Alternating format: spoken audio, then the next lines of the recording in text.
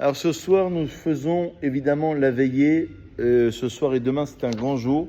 Ça s'appelle le jour du Hoshana Rabbah, le jour de toutes les délivrances, de la grande délivrance. Après la journée de Kippour, évidemment, il y a Hoshana Rabbah. C'est-à-dire que le Harizal enseigne qu'il y a Chotam Penimi et Chotam Achitzon. En fait, c'est comme si il y avait plusieurs étapes. Rosh Hashanah, il y a le jour du jugement. Déjà les slichot, il y a un retour, une introspection. On arrive à Kippour, à la Neila, puisqu'il y a 5 prières qui correspondent aux 5 niveaux de l'âme. La 5e prière, c'est un premier chotam, un premier saut. C'est-à-dire sur le jugement de l'individu en termes de santé, de parnassa, d'enfants, de réussite, etc., etc. Ceci étant, il y a un deuxième saut, un deuxième chotam, le jour de Rosh Hashanah. Donc, c'est pour ça qu'on va tout de suite donner les minagim dont on a l'habitude. Donc, c'est le 7e jour de Sukkot, précisément. Il y a 7 invités d'honneur, et le 7e invité est celui du roi David. En fait, c'est David Améler ce soir. Aujourd'hui, c'était Yosef et Pinchas, d'après certains. Et 7e jour, c'est la Malchut. Comme dans les Sphiroth, c'est la royauté, c'est le roi David. Et après, on se souhaite Pitka Tava, d'après le Harizal. Ça veut dire qu'on ait un bon pétek, un bon document. Ça veut dire bien signé à 2 reprises. Pétek, Pitka Tava, c'est en araméen, un bon pétek, une bonne signature, on va dire, d'accord? Et Messirat à Pitkin, toujours le Harizal, d'après la Kabbalah, la mystique juive, ça se fait à Moussaf de Shemini Aseret, jeudi midi. Quand on fait le Moussaf, c'est là où on fait Messirat à Pitkin, ça veut dire qu'on envoie les lettres qui ont été signées, à 2 reprises, sur lesquelles il y a 2 sceaux qui ont été employés sur les décrets, si on peut s'exprimer ainsi, qui ont été prononcés lors de Hoshana Rabbah. Et la terminaison de toutes les fêtes et la conclusion se fait jeudi à Moussaf. Le Moussaf, qui est considéré comme étant le moment d'élévation pure de tout ce qui a pu se passer depuis les Sechot, Rosh Hashanah, Kippour, Sukkot, comme si il y avait une suite logique. Bien qu'on ait dit cette semaine, pour ceux qui étaient présents, que dans le mois de Tishri, il y a une première dimension de Yir'a, de crainte, Rosh Hashanah et Kippour, et ensuite une dimension d'amour et de joie à Sukkot.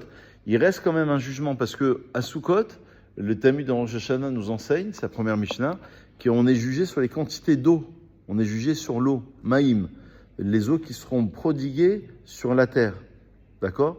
Ça, donc il y a encore un jugement. Donc il y a encore une dernière étape.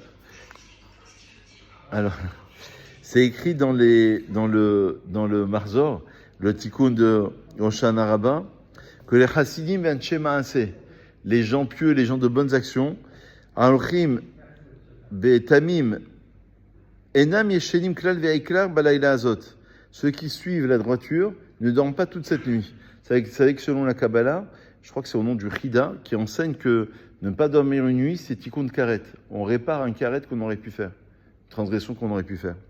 Donc normalement, c'est conseillé de ne pas dormir, c'est pour ça qu'on fait la veille à partir de minuit, 5h du matin, mikvé pour ceux qui le souhaitent, 6h du matin la prière, etc. Ils ne dorment pas, ils étudient. Alors, normalement, il y a une lecture de Kol Mishneh Torah, d'après les textes, d'après la Kabbalah, tout le Sefer Devarim, le 5e livre de la Torah, Vechol Sefer Tehilim, tous les Tehilim. Et à la fin de chaque Sefer, on a pris l'habitude de chanter certains chants et de faire aussi certaines slichot, comme on le fait pendant la période de slichot. C'est ce qu'on appelle le tikkun. On fait une forme de prière, on réemploie.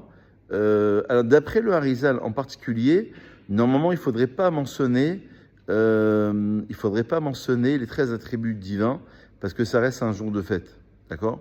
Mais voilà, donc ça normalement il faut le faire avant Chasot Halayla, avant le milieu de la nuit, ça veut dire avant à peu près 1h30 du matin. Donc c'est vraiment le soir. Ça il faut le faire avant, parce que là, c'est là, à cet endroit où tout se décide. Et donc pour vous dire que Hoshana, ça veut dire la délivrance, Rabbah, la grande, donc la grande délivrance. Et c'est intéressant parce que quand on fait le Lulav pendant tous les jours de Sukkot, c'est ce qu'on on implore Dieu, en remuant, faisant ce qu'on appelle les Nianoïm, on va remuer le Lulav dans les 4 directions, vers le haut et vers le bas. D'après les lectures du Talmud, c'est simplement enfin c'est déjà assez profond, pour arrêter les mauvaises rosées, les mauvaises pluies, les mauvais vents, pour arrêter tout ce qu'il y a de négatif. Et d'après l'esprit de la Kabbalah, on fait à 4 reprises, 4 fois 18, c'est 72. 4 fois 18. Parce qu'on fait dans toutes les directions, les 6 directions vers le haut et le bas aussi, 3 fois à chaque fois, 3 fois 6, 18. Et à 4 reprises dans le Hallel, on va remuer le Lulav, Ana Hashem Oshéana, Odul Hashem Kitov, etc. Ça fait 72. Et 72, c'est un des noms d'Hachem, composé de 72 lettres, qui correspond aussi à ce qu'on appelle Chesed. Chesed, c'est Gematria 72. Chesed, ça veut dire la bonté.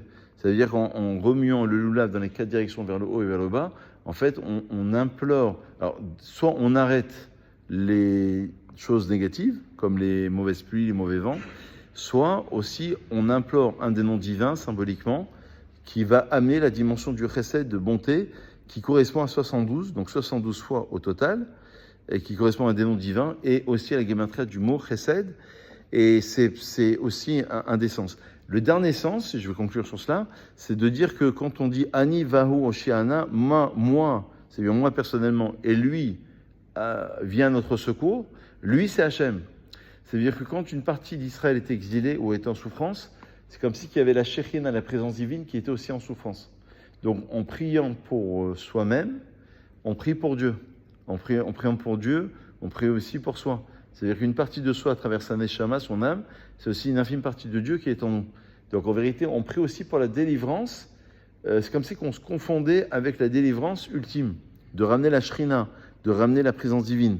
Donc en fait, c'est aussi une prière, une requête pour ramener la présence divine et pour venir à notre secours dans toutes nos souffrances et nos détresses. Voilà, que Dieu puisse écouter nos prières et on va faire un kaddish pour l'élévation des âmes. Chazak ou Baruch.